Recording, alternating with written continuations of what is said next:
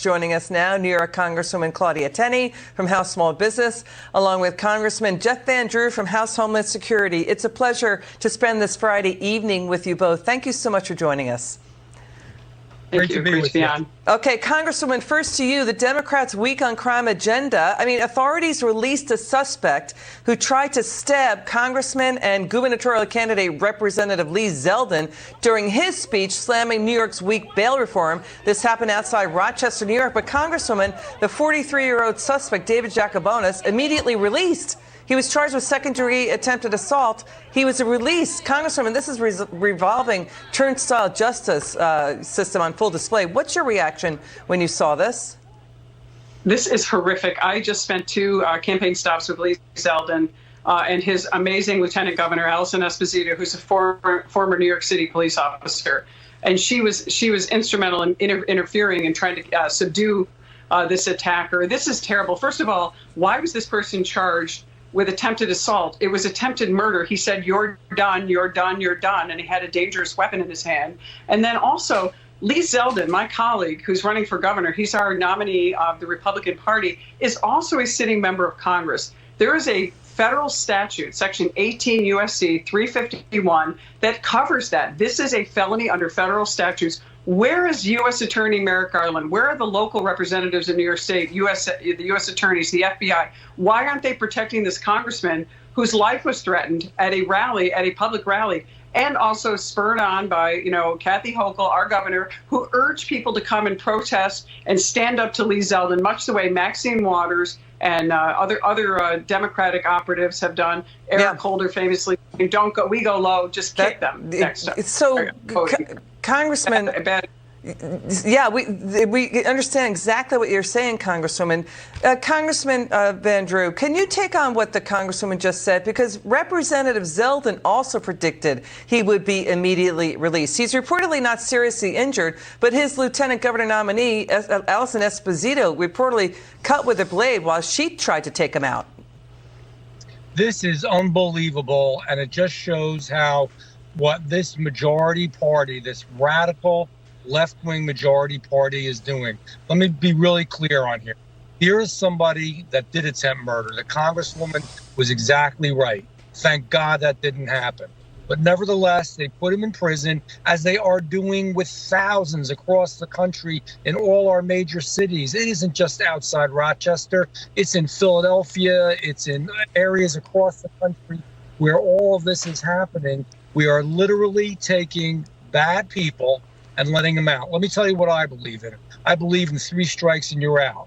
What I believe in is when you commit a serious, aggressive, violent crime, you're in prison for a while. And if you do it and it's too violent and too serious, you're never coming out. Yes. We've got to bring back real justice and real law and real quickly. You know what we do? When this happens, I'm surprised the super left-wingers aren't going to go out and say we should make sure that nobody has knives anymore. We go against good law-abiding people and we make even more severe gun laws, but we let bad people out of prison on a rotating basis. It is shameful, and we're killing our country. People are using knives, to the Congressman's point, Congresswoman. Knives are out there. They focus on guns, but their knives are a problem. President Biden condemned this attack, so did the New York governor, but neither are citing New York's Democrats' weak on crime laws. Here's the thing. If you're charged with criminally negligent homicide, second-degree manslaughter, or money laundering in support of terrorism in New York, you can be released without having to post any cash bail, and that's now true for dozens of crimes. These are repeat offenders. We have constant repeat offenders. And by the way, Parenton, where this incident occurred against Congressman Zeldin, is just outside Rochester. Rochester, New York, home of Xerox, Kodak, all these great companies that have all left because of New York's horrible economic policies.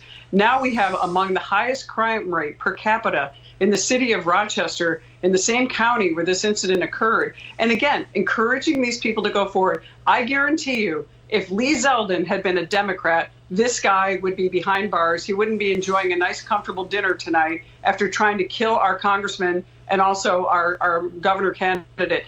He went after him with it was like a brass knuckles type of defense thing with a very sharp points on it, and he was going for his neck to try to kill him by stabbing and cutting him in the carotid artery, which would have been fatal. This is a serious crime that's being poo-pooed by the Democrats, but there are all kinds of citizens, not just congressmen and candidates. There are citizens across this state and this country who are in peril, who are looking for us to pass common sense laws. As the congressman said, we need to start holding people accountable. When you commit a crime, you need to be held accountable. If it takes going to jail, you need to be off the streets. The primary job of our government is to keep us safe and secure.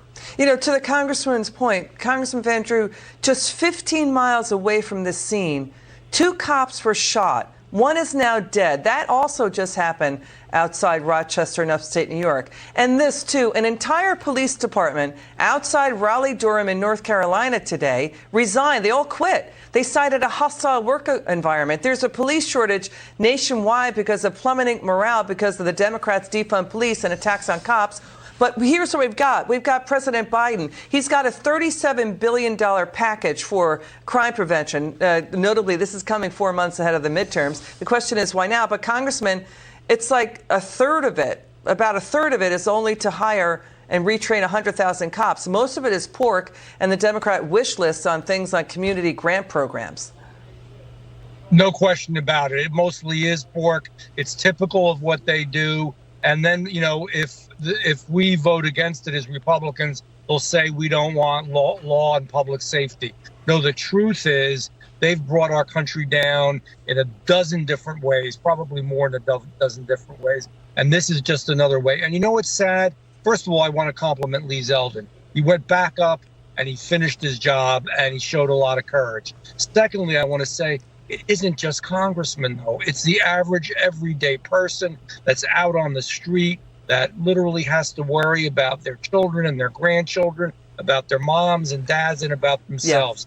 Yeah. What are we doing to America? You know, the bad guys in jail and they stay in jail. You know, we've got minorities speaking out, African Americans, Hispanics, Asian Americans. They're scared, Congresswoman, to what Congressman Van Drew was just saying. Crime is slamming their communities. We have a Minneapolis neighborhood now crowdfunding to pay for extra police patrols just 2 years after their city council pledged to end policing as we know it.